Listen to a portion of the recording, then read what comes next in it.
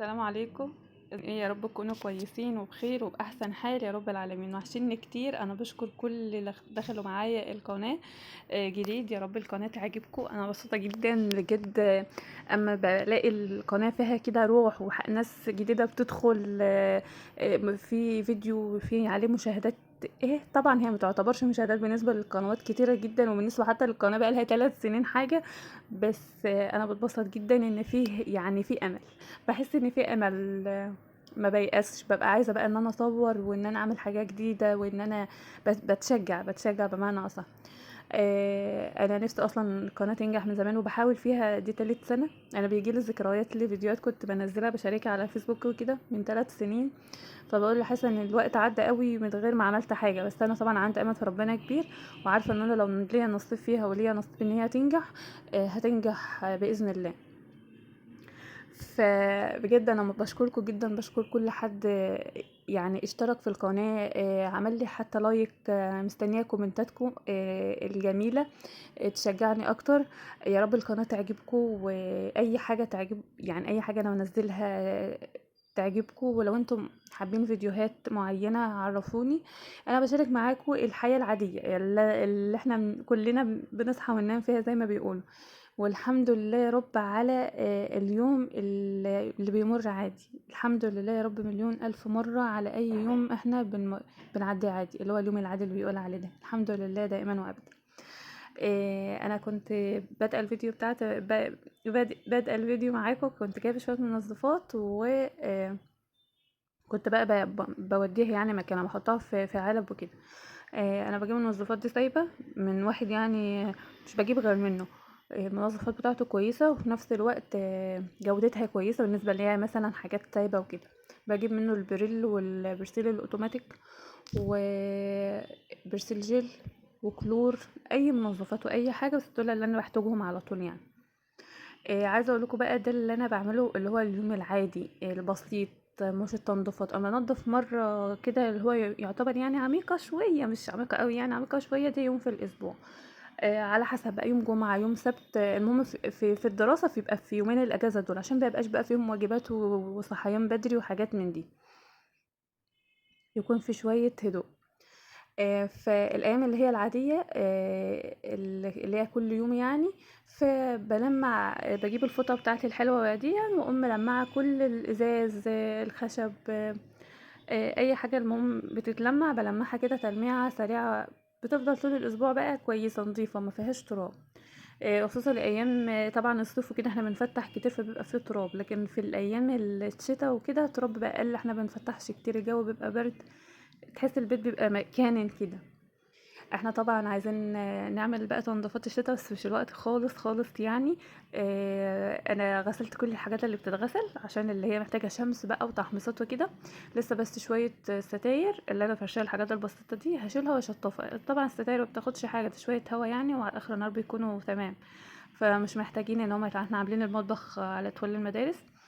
وايه تاني، منضفين البيت برضو تنظيف حلو اللي هو تنظيف الاسبوعي. فان شاء الله يعني مفيش حاجه محتاجه قوي. عايزه اقول لكم ان انا كل شويه ادخل ابص على استوديو اليوتيوب، والله من فرحتي ان دخل معايا مشتركين جداد في القناه حرفيا بتقعد شهور يعني مفيش خالص خالص. مفيش اي تفاعل، مفيش اي حاجه. مهما بجدد في الفيديوهات، فانا مش عارفه ده يعني ده بيبقى فيه سبب كده ان في حاجه تتشاف في سبب الحاجه مثلا ما بتتشافش. مش عارفه بصراحه ده يعني ايه. انا برضو مش ملمه قوي في اليوتيوب ومش عارفه ايه اللي بيبقى يعني نظامه ايه والحاجات دي. لان انا ما عنديش تفاعل، ما عنديش حاجه يعني ان انا حتى ان انا ابحث عليها. فبشكركم جدا جدا بجد اي حد دخل معايا القناه ودوس كده على علامه الاشتراك. يا رب القناه تبقى عند حسن ظنكم. وكمان هتشجع بقى معاكم. انا كنت عايزه بجد على اخر فيديو، مش فيديو، الفيديو اللي قبل الاخير ده، كنت عايزه اصور بقى تاني عشان اتكلم معاكم واشكركم واقول لكم يعني يا رب القناه تكون عاجباكم. لو انتم محتاجين مثلا فيديوهات من النوع اللي بتحبوها، بتحبوا ان انتوا تشوفوها. انا بحس دايما ان فيديوهات الروتينات الناس ساعات ببقى عايزه تتفرج كده عليها عشان لو مكسله شويه تقوم تتشجع. لو هي عايزه تعمل حاجات تقوم تعملها. والله ساعات كتير جدا ببقى عندي حاجات كتير وبعمل حاجات كتير بس ببقى كسلانة. عارفة احسن التصوير مش سهل، بياخد وقت كتير. لو انت بتعملي الشقة في نص ساعة ممكن عشان تصوري تقعدي 3 4 ساعات تعملي الحاجة دي. وكمان مع الحر مكانش بقى فيه تفاعل ومفيش تفاعل، فده بيكسلني قوي. لكن لو هتلاقي كده تفاعل تشجعوني كده وتدعموني، ان شاء الله هننزل فيديوهات بانتظام و... وروتينات بقى جامده بقى وشغل جامد وكده. شغلنا العادي، احنا كنا ستات بيوت شاطرين والحمد لله بنشتغل طول الليل والنهار، وصيف اجازه كل الاوقات بنشتغل فيها.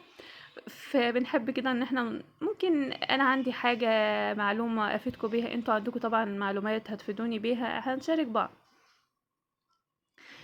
طب بما ان طبعا تاني يوم كده اجازه، بكره ان شاء الله اجازه، و خلاص بقى هناخد يومين، هناخد خميس وجمعة وسبت كده، الله 3 ايام كده في شوية من الهدوء.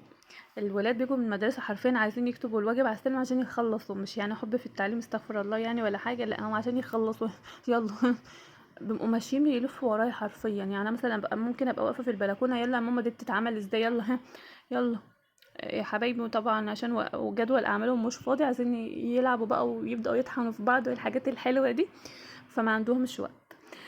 كنت بقول لكم ان المطبخ تمام ما فيهوش اي حاجه، دايما معانا انا غسلاها صاحبه بين المطبخ مكركب قوي كده، بس انا بحب اسيب المواعين بتاعتي تتصفى. البوتاجاز زي الفل ما فيش اي حاجه، انا بس سلقه مكرونه عشان اعمل مع بعض عزيزيه، وهعمل شويه مكرونه يعني للغدا وكده، فقلت اعمل اشاركها معاكم. جبت كوبايتين كده ومج الشاي من المكرونه المسلوقه، وحطيت عليهم كيلو من اللبن المغلي، و4 معالق من النشا، ومقلعه من البيكنج باودر، ممكن مقلعتين بس مكانش عندي يعني غيرها، والسكر بقى بتاعك وشويه الفانيليا والحركات والتكات. لو انت حابه بقى تحط قشطه في الوقت ده حطي، لكن انا حطيت قشطه بس وهي على النار، وخلطتهم كده مع بعض في الخلاط، وبعد كده جبتهم على النار على نار هاديه عشان النشا كده يستوى ويبقى حلو ما يتحرقش مني.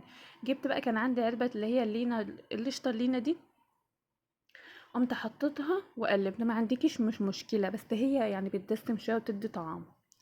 قمت مقلباها برضو على نار هاديه خالص خالص عشان النشا بتاعي يستوى وما يتحرقش من تحت، لان دايما الحلل التيفال كده بتعمل شبه قشره كده لاي حاجه بتحطها فيها، للبن، لاي حاجه انت بتعملها، اي حاجه فيها لبن يعني بتعمل لها قشره كده من تحت، وانا ما بحبهاش. فلما تيجي بقى تقلبي تلاقي القشره طلعت كانها محروقه، ما بحبش الحركه دي خالص. فقلت لا انا هوطي خالص كده مع نفسي، وعشان ما تعملش القشره اللي انا مش حباها دي. بعد ما غلت وعملت الفقاقيع زي ما انتوا شفتوا كده، جبت القرب البايركس بتاعي وحطيتها فيه، وحطيت شويه بندق مكسرين كده، بجيبهم من عند مستلزمات الحلواني، بتجيب عادي بتجيب ب10، انا بجيب من واحد يعني بيجيب باي تمن ب10 ب15، بيقعد عنده فتره طويله، بس بيبقى عايز بس يتحمص شويه على تحت الشوايه.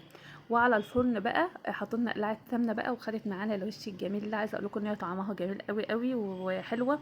وانا حبيت كده ان انا احتفل بالاجازه واعمل حاجه حلوه النهارده. طبعا انا ما عملتهمش والله اي حاجه تانية غير القراقيش اللي انا كنت عاملاها معاكم. ان شاء الله باذن الله الاسبوع الجاي نعمل كده نوع مخبوزات انا شايفاه عاجبني قوي. بكده يكون الفيديو بتاعنا انتهى، مع السلامه.